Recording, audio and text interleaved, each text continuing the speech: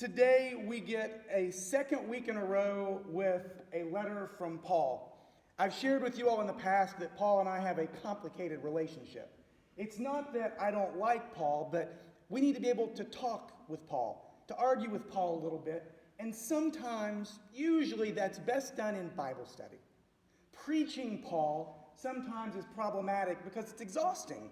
It's more work for me, it's more work for you all, because the context matters. It's a letter, so what got written to him matters, and what he's responding to matters. What's going on in history matters, and usually there's some Greek and Hebrew in there that also complicates things, and it's just more work for all of us. Paul's easier for Bible study, but today we dive into him on a sermon, and I'll see if I can keep from apologizing for him.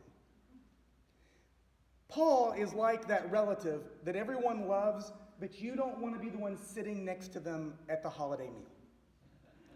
Because you don't know what you're going to get. It could be the judgmental, condescending, kind of backhanded compliment. Or it could be the good-natured, bubbly, everything's okay. Both are done with gusto, both with the same sense of enthusiasm, but one of them's, Mr. Cranky Pants, and the other's Uncle Fluffy. Today, we get Uncle Fluffy. It's fantastic. It's the good Paul. It's Paul who is inspiring, and still a little Paul-centered, but inspiring, calling us to unity, to love, and to grace. He uses some churchy words. We talked about some of these last week in our congregational conversation. Deacon and bishop. Basically, in the Greek of the time, the servants and the overseers. So to the church there, to the servant leaders, and to those who are giving organization to the church.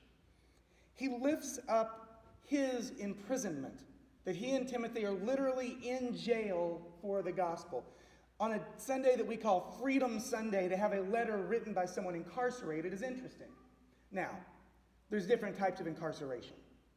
Paul's in the one where today you have TVs and internet, and it's all billionaires that got stuck there, right? It's what we imagine as low security, not a maximum security. It's a different relationship. So he's in prison, and it's not good, but a lot of people have it worse. So Paul writes to us out of his privilege, but he's been there not because he didn't pay his taxes, but for preaching the gospel. He's created dissent within the Jewish community, which has caused ripples in the Roman community, and Rome doesn't like ripples. Rome likes everything to be the same and for everything to be focused on Rome, specifically the emperor. And all this division amongst these religions draws out the fact that they're not really worshiping the emperor. So there's some rules and laws around that. Paul's been on the wrong side of the law. And so he's in prison, and he's talking about how bad things can be used for good.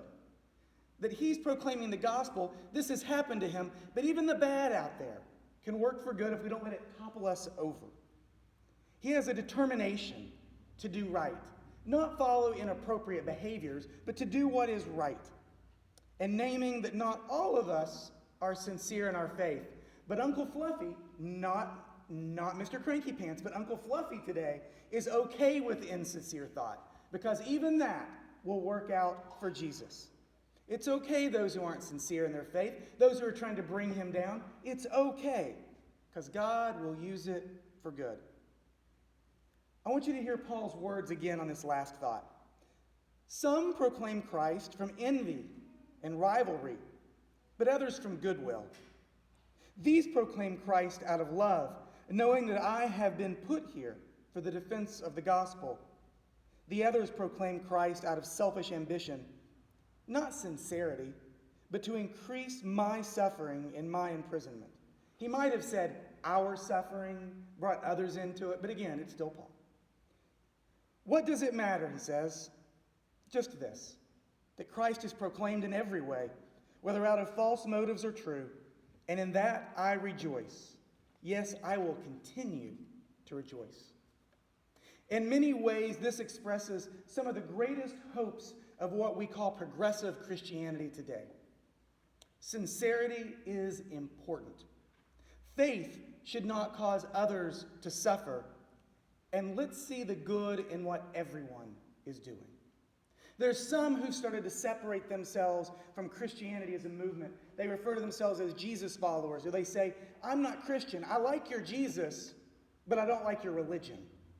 There's pushback on traditional Christianity in our nation, and there's a lot of churches like us who haven't dropped the Christian name, who haven't said we're not part of it. We recognize we're a part of that history. We made a lot of those same mistakes. We've also done a lot of good through the years. But we see the importance in today's time and place of sincerity, of not causing others to suffer through the expression of our faith, and making sure that we see the good in what everyone is doing, even those who would disagree with us, that we proclaim the goodness in what everyone is doing. In many ways, the hope of progressive Christians today is to set people free from the church's dogma of the past, not to ignore it, not to pretend we didn't have a part in it, but to set us free from dogma of the past, to set us free from the oppression of the church that we inherit. To set people free to be who God made them to be. To be free to be who God made them to be. And for people to be free from human manipulation of God's grace and love. Freedom. Freedom in many ways is the message behind Paul's writing today. It is in contrast to his imprisonment, and it echoes the hopes of our church today. It is a cry that we hear throughout Scripture. It is a cry we hear throughout history. Jesus was clear. He was clear about his concern for, some have even said his preference for, those in need. Widows and orphans, immigrants and foreigners, poor and sick, prisoners like Paul, and those who were really struggling in prison as well. In these communities, we have seen the gospel take hold. Not in privileged places, not in wealthy strongholds, but in communities of struggle. It is in communities of struggle that we've seen the gospel grow in the face of Roman power and persecution, in the midst of slavery in our own nation's history. And today we are seeing faith grow, watching the gospel grow in the fight for women's rights as it continues, in the struggle for equality of all genders and expressions, the fight for human rights of all people, the struggle to put ideals above our fears and our politics. It is in the fight, it is in the struggle that we see faith grow, and we've seen it throughout Scripture, we've seen it throughout history. Christianity has always been evolving. The gospel has always been reinvented, reinterpreted into each culture and context. But the cries of freedom are heard, and God speaks anew in powerful ways in each time and place. Sometimes the cry of freedom is powerful, and we hear God speak. Other times the cry of freedom is just an echo, and we are seduced by comfort and privilege. Only when we remember the least of these, only when we cling to Jesus' message, only when we sit in the struggle and do the words of Scripture do they have their full impact. The gospel has the power to set us free, free from old ways of living, free from doctrine that limits God's love, free from nations and empires dictating our beliefs, free from poverty and oppressive systems, free from racism and division, free from society's judgments and biases. The gospel has the power to set us all free, but only if we will sit in the struggle.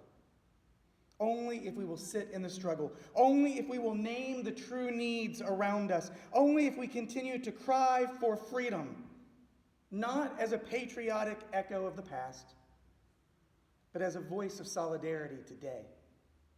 Our patriotism doesn't come out of a past of privilege. It comes out of struggle. Can you tell me the great letter in Scripture? Can you tell me the great document in American history that wasn't born out of struggle? Can you tell me the great speech that wasn't given in the midst of solidarity with those who faced oppression? Can you tell me the voice of freedom that was not born in the fight? Many of our church's problems today were born out of our success, They were born out of our comfort. They were us trying to reinterpret the gospel into a time when all was well for many. And we turned a blind eye to the needs of so many others. We lived in our comfort, in our privilege. It's interesting as you look at our American history, which portions of the church have grown at which times in our past. Mainline white Protestant churches have been on a decline since the end of World War II. Does that ring true to you? It seems to me the black church has been on the rise, growing in its strength, its voice, its authenticity, right through the 50s, 60s, and 70s. Does that ring true to you? In Latin America, the church has been growing as liberation theologians have called for people who've been oppressed by dictators and oppressive governments to be set free. In Africa, the church has been growing. Once it was set free from colonial powers to interpret itself into its own culture, it found an authenticity and a voice, and freedom has echoed through that church. So where does that leave us today? It leaves us needing to reconnect to the struggle, to check ourselves for sincerity, to stand with those who struggle today, for whom it is real and whom it is now. We have to check ourselves for hidden agendas, making sure that our steps are not for our own comfort, for our own promotion, but to stand with those who are in need. We have to check ourselves and make sure we are connected to the needs of God's people, those among us who are hurting, and those beyond us who are in pain, those among us who struggle daily, and those beyond us who feel like they struggle alone. For this work, in this struggle, we will remember each other always, and we will give thanks in prayer for each other constantly. We will understand Paul's words and long for each other with the compassion of Jesus Christ. And the cry of freedom will echo anew as we stand with those in need in this time and place. The echo of freedom will linger on, for God is still speaking. Amen.